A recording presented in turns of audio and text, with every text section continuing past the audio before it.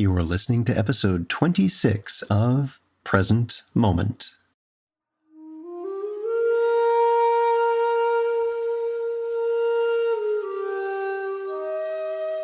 Welcome to Present Moment, Mindfulness, Practice, and Science. I'm Ted Meissner. Present Moment is a podcast with interviews, conversations, and roundtable discussions. We speak with mindfulness researchers about their newest findings published in peer-reviewed science journals, teachers about their understanding and methods as they work with students of mindfulness, authors about their books and interests, and we also speak with everyday practitioners. The website presentmomentmindfulness.com has show notes for each episode along with resource materials. Paul Harrison joins us to speak about his new film, The Mindfulness Movie.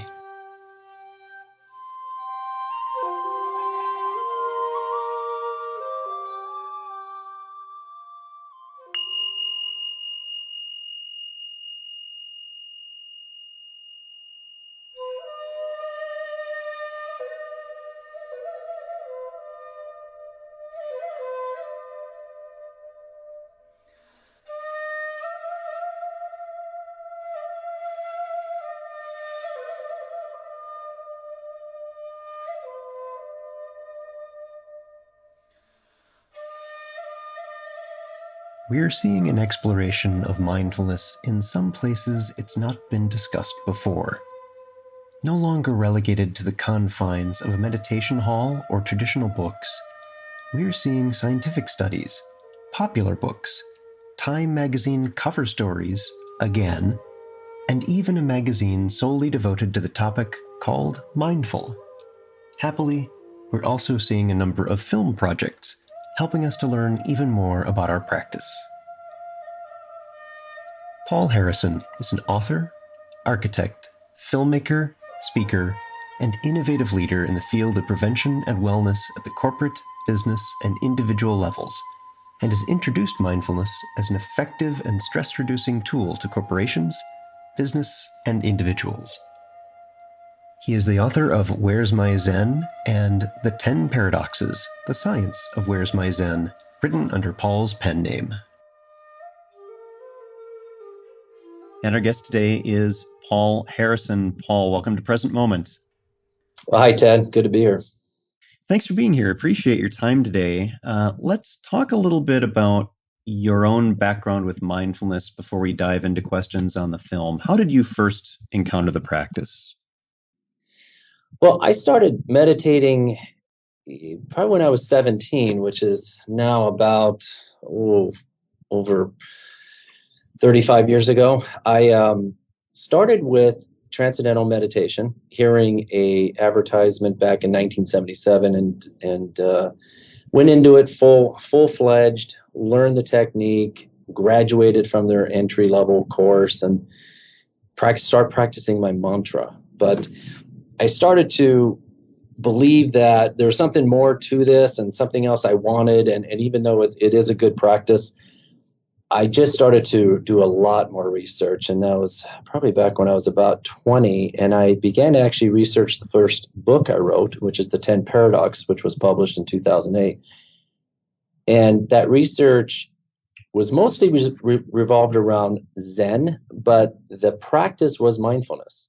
And the more that I researched, the more that I became, acutely familiar with mindfulness and attracted to it and began to practice the actual technique of mindfulness. So that kind of led me to put together the research, practice, and then I went back to it again about, 18, 20 years later.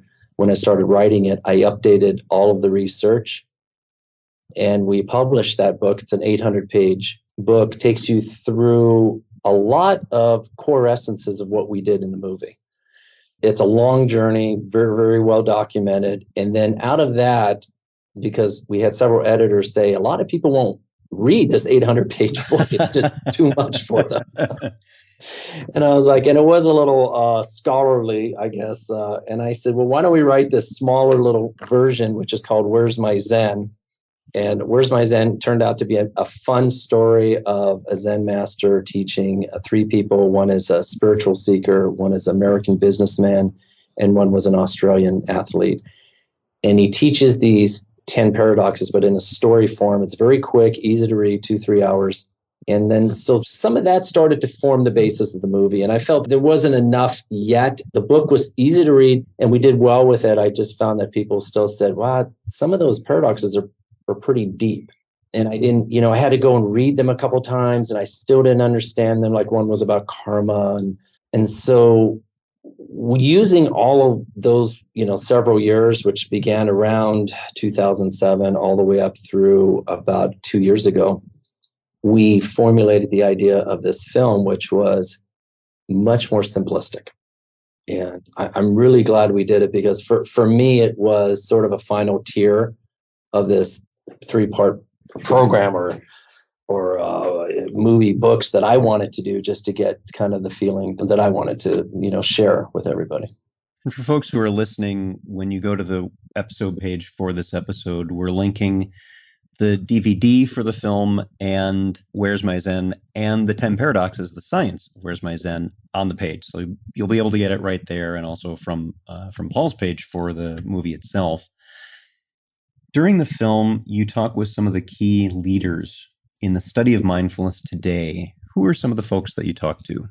That's interesting because I got to share this with you because my Jeffrey Schwartz, a psychiatrist here locally who wrote Brain Lock and did well with that back in the late 90s. He's a mindfulness expert. He's wrote many scholarly papers and books on OCD and mindfulness, which is what Brain Lock's about. And when I told him, we became very friendly during the production of this movie. And I told him some of the people we were interviewing. One of the people was Guy Claxton, who's a psychologist, professor, scholar in England. And he goes, oh, I know Guy, but he's the farthest thing from mindfulness. And I said, well, I know. And I've always loved Guy Claxton from his book, Harebrained Tortoise Mind, which I read originally when I was doing the research. And there's a lot of core essence of mindfulness in that when he talks about not trying and how when we just let go, we become more intelligent and we have that insight, that inspiration. And that kind of means a lot to me in mindfulness because that is part of being mindful in the moment and letting go of these preconceptions that we carry into what we're looking at. So when I went to interview him in England, my editor loved him as probably one of the top 5 people that we used to showing a lot. We used about 20 some odd experts, but he was probably one of the top 5 to 7 that we used a lot of. He just had some wonderful things to say about mindfulness. Good things. Like, I love one of the things he said about eating, mindful eating. He says, if you go into a restaurant and you're spending, 25, 30 pounds on a steak and you're talking to your best friend about your mother's and how, you were raised and how that affected you today, and you're not paying attention to what you're eating, you basically just wasted 30 pounds on a steak. So he was saying you get actually more, more value out of money when you're mindful. And it's little core, little fun things like that I was trying to bring to the movie. And the film explores 2 basic questions. Tell us about those. The 2 beginning questions that we've explored is what is mindlessness? And of course, the other question is what is mindfulness? But the mindlessness part, is one of the things that Alan Langer, who I think originally wrote one of the first few, scholarly books on mindfulness back in 80s, because I know she's coming up with the 25th anniversary edition, and Jennifer Aniston is now producing a movie about her, some of the research she did with mindfulness in elderly people. And Alan Langer is interesting because, again, she's one of the people that's not usually a core mindfulness person. Like if you would John Kabat-Zinn would be a core mindfulness person, you wouldn't necessarily see Alan Langer at some of these conferences on mindfulness, even though she's extremely well versed in mindfulness. And her form of mindfulness is really engaging in the moment and being mindful, not necessarily sitting in meditation, even though the 2 work very well together. And so that's one of the things we were trying to do with this movie is it was very important not to just push the meditation part. And I say that I've been meditating like since I was 17. But, a lot of people have an aversion to meditation and they don't want to sit for 20, 30, 40 minutes, even though that's important. So the movie explores, how can I be mindful? What is this essence of mindfulness where I can just practice it? I can just switch my perception and go from mindless to mindful. And so that's kind of the core underlying feeling behind the entire film. And you mentioned that the film also discusses some essential aspects of mindfulness. Can you describe what the film explores there with us? Well, some of the 8 aspects that we have in the film are, and now this goes back to the original writings that I was doing, because some of these are very, they have very Eastern philosophical origins from Taoism or Zen. So one of the things we're exploring is the art of not trying. And we went to, Guy Claxton was key, Dan Millman from The Peaceful Warrior. He rarely does an interview for a documentary. In fact, I think he has not done one. And he decided to take this because he really wanted to share his views of mindfulness. And he has a lot of great things that he says in the movie. And one of these things is about just not trying. So it's kind of the old saying of Yoda, try not, there is no try. It's just about being in the moment with yourself without over-emphasizing and over-exaggerating the behavior. So that's one of the things. The other kind of core essences is increasing awareness. The third one is not identifying with your thoughts, which is part of, as you probably know, mindfulness-based cognitive therapy. So the MBCT, which came out of Mark Williams in England, who we also have in the movie. So that was not identifying with thoughts is important. The choice of being mindful or mindless. And that's really that essence of choice that we kind of do it very fun with the skit with these 2 characters, which are mindless and mindful. Mindless is played by a young guy and mindless is played by a girl, or mindful is played by a girl. And they kind of go through this little cowboy scene. But they do this little really cute skit. They're kind of have a showdown. And the showdown really says, well, you always call me mindless and I'm tired of it. And she says, well, don't you understand? We're all mindless sometimes, but you don't have to be mindless all the time. And that's a really key, I think, shift in perspective, because if you think about it and you're driving down the road and you're just busy thinking about thoughts all the time, where you get up in the morning and you get to your coffee and you're thinking about your schedule, a list of things to do, you get in the shower, you don't even feel the water, you don't even feel the shampoo or anything, and you get out, you scrub yourself, you get ready, and you get dressed. That is all part of the mindless behavior we all do. And if we just step back for a minute and say, today I'm going to wake up and I am going to really focus on every part of my movements through this morning and not worry about my list of to-do things. I'll worry about my list of to-do things when I sit down at my office. But right now, I'm just going to worry about this moment. So that's the choice of being mindful or mindless. Autopilot doesn't often fly us to where we want to go. Yeah, exactly. One of our experts from NYU, Joseph Ledoux, who wrote The Synaptic Self, which was a great book. I love that. And The Emotional Brain. And The Emotional Brain, I don't know if you know it, but it's been the core essence behind emotional intelligence, which was Danny Goleman's work, yeah. Yeah, exactly. And he borrowed a lot and worked with Ledoux. And he said some wonderful things in the movie about mindfulness and actually sent me a wonderful note at the end saying he really appreciates this project because it felt to him that this is really kind of the essential essence of mindfulness that he wanted to be part of. So his idea of noticing new things also came from Ellen Langer, which she says is just when you notice new things, you bring yourself into that moment.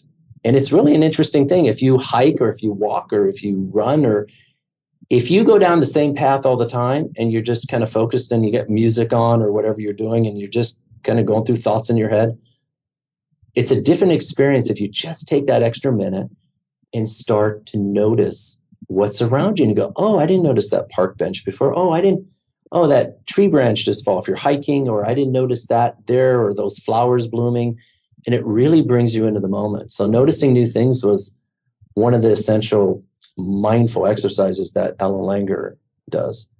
Some of the other ones was the solution to ego. We talk about the ego, which is in a very Zen sort of way. Stress management, which, as you know, of course, that's one of the number one key. And then we close on mindful eating. So those are chapter 2, and those represent the 8 kind of core essential things that we wanted to bring out in the movie. Now, the film also has some personal stories of how mindfulness is positively impacting lives of military personnel as one group and teenagers as another. Paul, what were some of your favorite or inspiring moments? What moved you during filming? Oh, I tell you, it was wonderful to film the teens as well as the military. We got permission from the Department of Defense, which I understand was not an easy thing to do, but we did it. And we went down to San Antonio and filmed a core group of military personnel, both from Vietnam vets to Afghanistan vets, active duty, and some were retired. So it was a really nice, broad range of people. And you really get to listen, and this is at the end of the movie, this chapter 3, you really get to listen to these stories that drive you in. They're very emotional, of how these people have shifted their perspective from being mindless to mindful, in a way that one guy was saying how he has never ever relaxed or felt a sense of this calmness until we went through the mindfulness-based stress reduction program, which is what they used as their mindfulness training.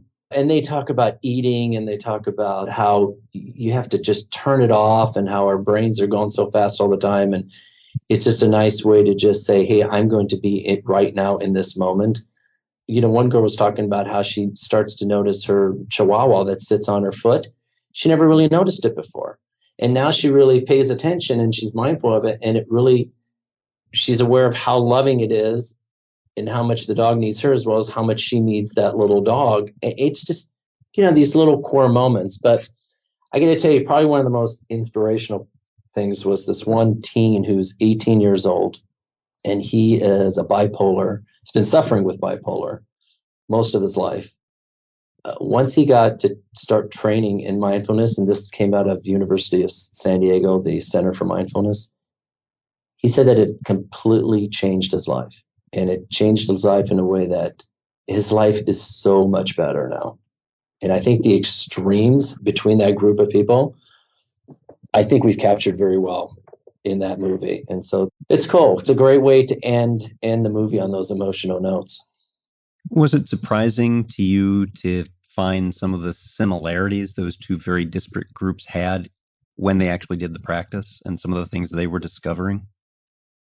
A lot of them had the same, obviously, anxiety and depression, and PTSD is what the military was suffering with. But yes, absolutely, the anxiety itself is such an interesting thing that the brain creates.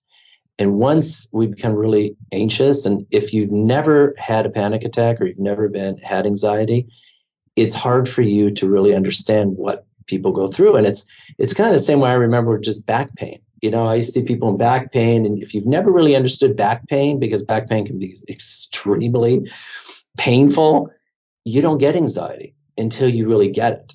And anxiety is such all about being in the future. What's going to happen to me? Something terrible is going to happen. And when they really brought their attention and just began to breathe and relaxed, and how they changed, it's pretty amazing. I mean, it really makes the practice, it's not easy, but it makes the practice just so much more human and accessible. Paul, what are some things that you hope are going to come out of people seeing the film? Is there anything that you're eager to see happen from this? That's a great question, Ted, because I already have seen it just during the production of this movie. With some of our editors, we've used, a bank of maybe 5 editors that were working on it. And one guy told me he was watching some of the cuts with his wife at night, some of the rough cuts before we were doing some of the final editing. And just in watching the movie, and he had no background in mindfulness, not meditation, no nothing. But I mean, he's heard of it, but had no idea really what mindfulness was.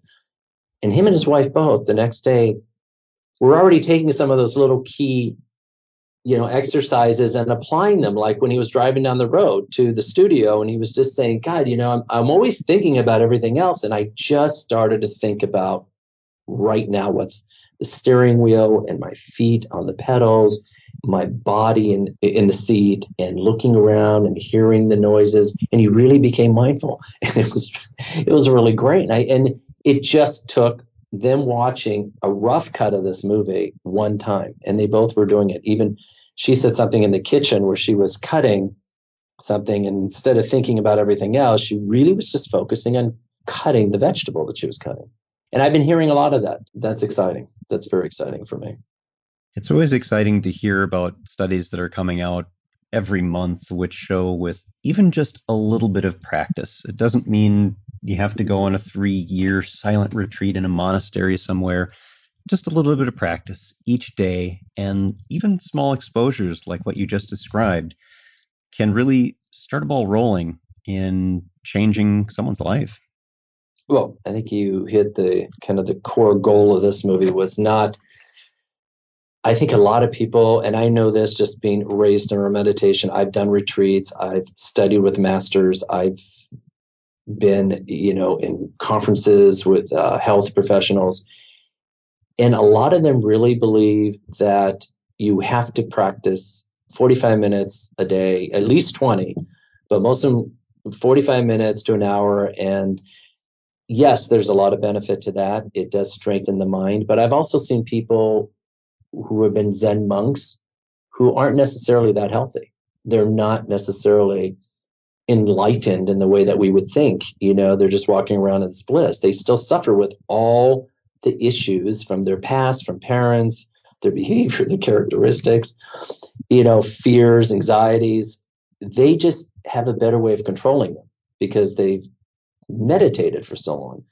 So, the essence to me of mindfulness is much more along the lines of Ellen Langer, which I loved, was just focusing now on this moment. And however you get there, if it's breathing or if it's paying attention to new things, then that's great. You've already began to change, the neuroarchitecture of your brain, as we know that's happening when we change our focus. So how can people see the film? Tell us about that. Well, it's easy. We've got it on Amazon. You can find a link on themindfulnessmovie.com. And that'll link you can buy a DVD. We did now sell the digital rights to Gaiam, who is in the process of bringing out the movie to Gaiam TV, which I think will be out in about 2 months to 3 months. It'll end up on Netflix, Amazon Prime, in probably about 6 months, Hula in about a year. So it will be kind of getting into the digital mainstream, iTunes, maybe, and that's still not going to be for 4 months. Some of the networks, we're trying to work with PBS right now to try to get them to show a version of it, a shorter version, maybe a 47-minute version. The movie is 69 minutes as it is now. But if you want to see it now, the best way is to just pick up a DVD. It's $14.99. It's on Amazon, and you can get free shipping if you're a Prime member. So it makes it very, very easy. Which I just did, by the way, as an Amazon Prime member. And as people listening to the podcast know, I do link to these on this episode page. So you'll also find that and Paul's books. I will also be linking on this episode page. Again, if you find out some more about the film itself, do head over to the website, themindfulnessmovie.com. Our guest today has been Paul Harrison. Paul, thank you for joining us. All right. Thank you, Ted.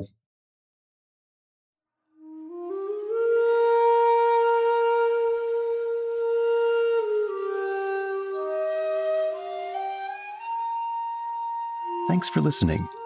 If you'd like to hear more about something you've heard in today's podcast, please come visit the website at presentmomentmindfulness.com. You'll find an entire webpage devoted to this and every episode. You can comment on the episode page and find show notes and other helpful resources for your mindfulness practice. The shakuhachi music heard on Present Moment is used by permission and through the generosity of musician Rodrigo Rodriguez. His website is linked on the Present Moment website on the About Podcast Music page. Sound editing, mixing, and mastering provided by the generosity of Anthony Dominello of StructureFromSound.com. Until next time, remember, every moment you have a choice. Make it the best you can. See you next time on Present Moment.